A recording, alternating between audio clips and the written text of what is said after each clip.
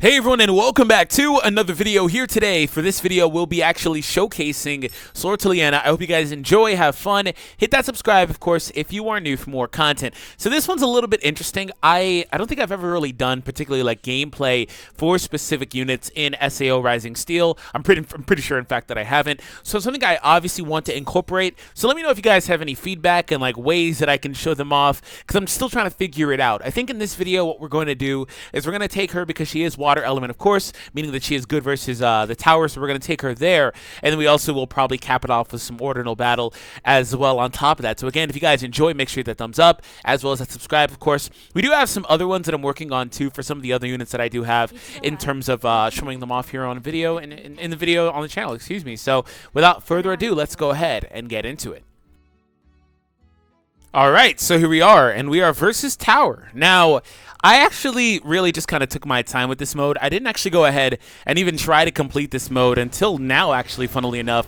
So here we go, and I just knew that, you know, the hard mode, obviously, the boss, he should be fire element too. So again, that's what we are doing here. So one thing that I kind of did when it came to this team was I opted to take units that were able to buff the attack overall, so obviously we can kind of push through this a little bit quicker, and also that plays into what Sortiliena likes to do, right? So here we have the Whip 2-strike skill, and that's just kind of getting a filler for what we can do. So 20k, weak damage, no crit. She, again, is pretty good when it comes to crits anyway. She has, I believe, a passive that allows more crit damage as well.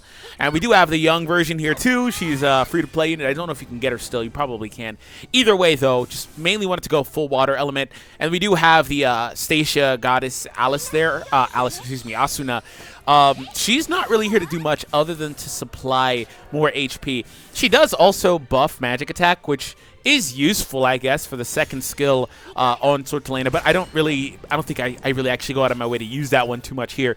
But what I did do with the other Asuna, the initial Asuna, is I went ahead and used the sharpness to raise the attack again, and that's one of the things that we were able to benefit from. Also, that other Asuna is just generally good for physical attack type units, because her second skill does also reduce the physical resistance for the enemy. So I test out how much magic damage I can do, which is also a plus, because on top of that, it is still a break skill too. So obviously, we need to go ahead and break that incarnate, so might as well, right? Might as well. So really, I had pretty good foresight by doing that heal with the Asuna then and there.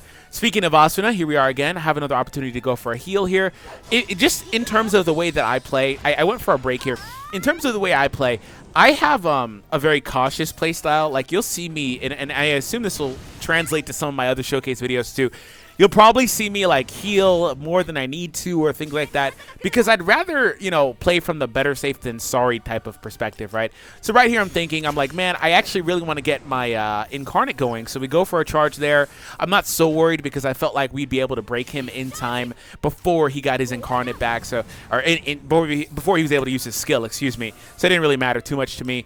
But I did want to go ahead and, you know, I considered, like right here I'm thinking like, man, do I want to heal? Because it looks like he's going to get his incarnate in anyway, right? And so I do.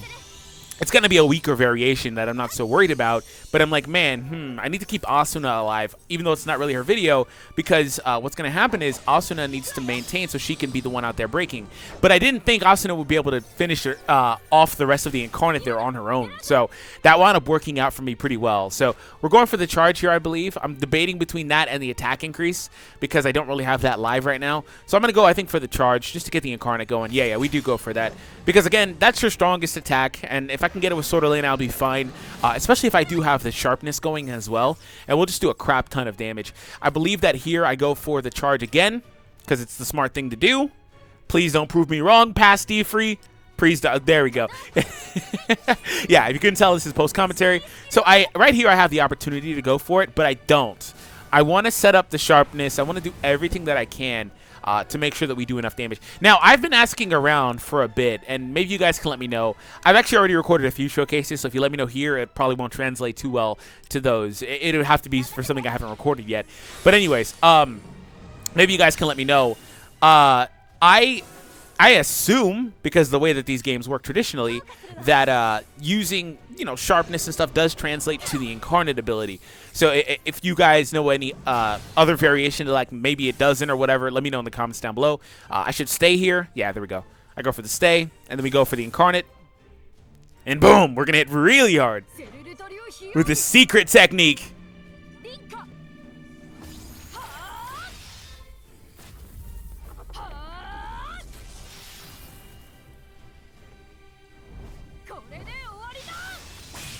$87,000 plus. She did a lot of damage. She did a lot of damage there.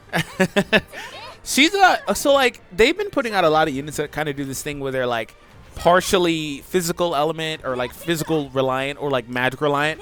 Like one skill will do one skill will do the other, and she's no different, right? She even does the thing with her second skill where she reduces magic resistance, I believe, and it's just like I don't know how I feel about that personally. But if you put her in the right settings, she's able to excel regardless. She's able to just do very good things, do very good damage, and be a good character in that setting. Like, I don't think she's one of the best characters in the game in particular, but I do think she's in one of those higher tiers. Which, I mean, it's either saying something or not really, because there's not that many units in the game, right? The game's been out for about a month. Not like a crazy amount of 4-star rarity units and stuff like that. So that should KO, I believe. Yeah, we just were doing way too much damage for it to matter, right? And we were able to beat the tower boss pretty easily, actually. 27 turns, pretty easy. And I had, okay, so to reiterate on what I was saying earlier, I did complete this, but I hadn't completed all of the requirements. So here we go. And boom. I'm pretty sure I completed it. Maybe not. I don't remember. It's been a while. I know I played normal when it first came out. I don't think I played it after that, though. Anyways, so we do get the clear, and we're going to now from here, I believe, jump into some Ordinal. So overall, though, yeah, that was her versus a boss that she's obviously going to be very good versus. Now, the Ordinal, they do have, like, specific boosts and stuff going on for characters, but I was looking at my team here, by the way. I was like, do I want to switch out anybody? Do I think I need to? Not really. It's a little different here. And I think that multi-hit units are the king here, like that Alice that I'm using on my team. Like, those characters are incredibly good in this mode. And the reason why is because they just hit everybody and they do so much damage, right? Edis is an interesting one because she is so fast, and you see that here. She's immediately getting priority. But she doesn't have the sweep most of the time from what I can tell. She doesn't always one-shot, but she's going to get her own video, so I'm not so worried about that anyway. So we go ahead and use the sharpness. So pay mainly attention to how much damage Sortiliena does, because obviously anybody's within kill range pretty much from here. The real test, I guess, would be Alice, because she resists. Do I go for the Alice? I kind of push it out at the end, I think. Yeah, I went for the Leafa. I went for the healer. But I should have went for the Alice just to test it out. But yeah, she is able to do a lot of single target damage too, which is really good. See like how much damage that computer Alice just did to me? Like that's so much. And we even lose Edis there because of that as a result, right?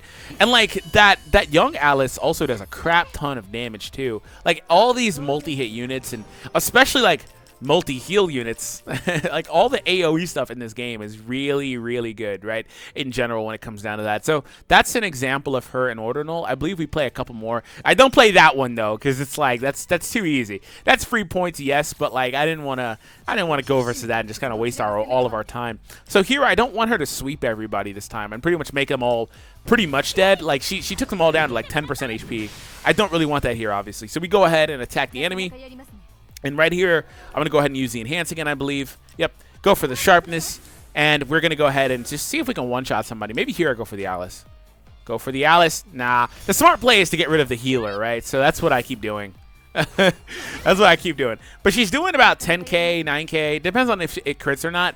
Doing about 10k on those hits, which is a really good amount of damage, actually. Again, it's not the hardest hitting single target move in the game. I think that's still probably Kirito, but she's definitely up there. In the right setting, she can do some incredible amounts of damage. Also, if she gets a critical hit, she can do some crazy, crazy damage because of that passive I'm pretty sure she has overall.